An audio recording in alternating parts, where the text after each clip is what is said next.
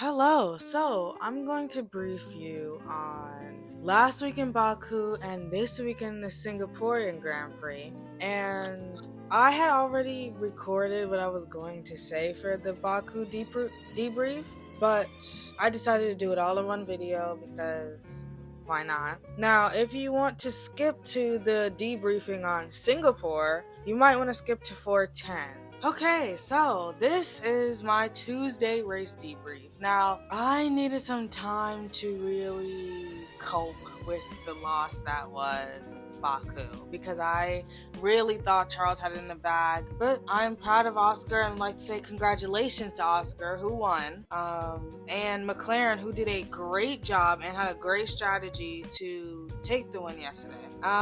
It was perfectly done, and Charles kind of walked right into that trap. But you live and you learn. So yesterday's performances were really good from Oscar, Charles, Ollie Behrman, Lando, even Checo had a good performance before he crashed with Carlos. The crash was deemed a racing incident, and neither of them actually got in trouble for the crash. But they both did DNF after that. McLaren was also penalized £5,000 because of unsafe pit lane conditions, not due to either of the drivers, but the staff themselves. Magnussen wasn't allowed to race because he got 12 penalties within the last 12 months, and so he was suspended from racing. But after the suspension, all the 12 points go away and he'll be back. Haas, Red Bull, and both Alpine drivers, Haas being Nico and Red Bull being Verstappen, all of them got warnings for overtaking under a virtual safety car after the checkered flag. And before we move on to the championship points now, I'd like to say that I think McLaren should definitely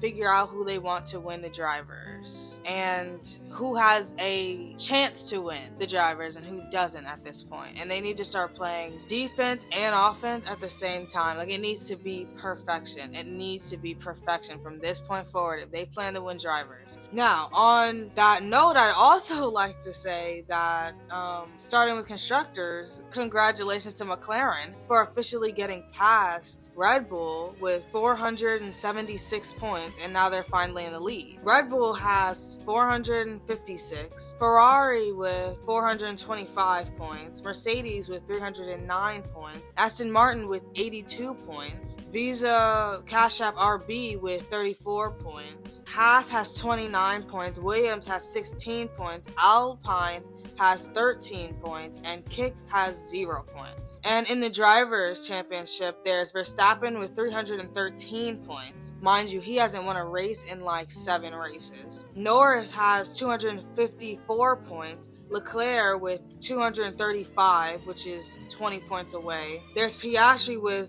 222. That's not even 20 points away from him. There's Sainz with 184 points. Hamilton has 166. Russell has 143. Perez has 143, same amount. Alonso has 58. Stroll has 24. Hulkenberg has 22. Tsunoda also has 22. Albon has 12. Ricciardo has 12. Gasly has 8. Behrman, which congratulations to you. Like, I don't understand how a F2 driver, who's just a reserve driver, is getting more points than the rest of the grid. But under Behrman with 7 is Magnussen with 6, Ocon with 5, Colapinto, which just got here, has 4. Zoe has 0. Sargent and Bottas also have 0 points in the Drivers' Championship. So it's safe to say Baku was very interesting. We had 4 DNFs. We had a switch over from pole to second. It was extremely eventful. We had crashes. Baku was a lot. But it'll be nice to see what they do next week in Singapore and who wins the Singapore Grand Prix. So our race this week is the Singaporean Grand Prix. Now, personally, I love Singapore. I don't know about anybody else, but I love Singapore. Our race is 3 miles long. It has 4 DRS zones, the latest one being added as early as 2023. We have 62 laps this race. The lap record was done by Lewis Hamilton. Claps to him.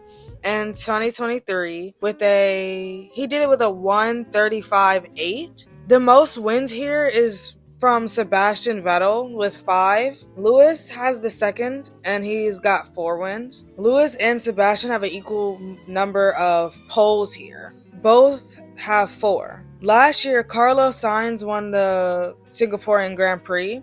Singapore is also famous because it's the first night race Formula One's ever had. Now, the race is held at night for the massive temperature drop to help both the drivers in the cars and the cars themselves. But to get back on topic, there are 19 turns and the track is 4.9 kilometers long. The top speed here is 325 kilometers per hour, but in miles per hour, that's 201.946 miles per hour, which is very, very fast. That speed was met at between turns 6 and 7. Now, as far as predictions go, I think Norris is going to be the one to beat. I wouldn't put my money on it just because of how insane the rest of the season's been, but I think Norris will be the one to beat this weekend. We also have 4 other teams that are very strong right now, though. Red Bull's Sergio Perez was making very big movement last week in Baku.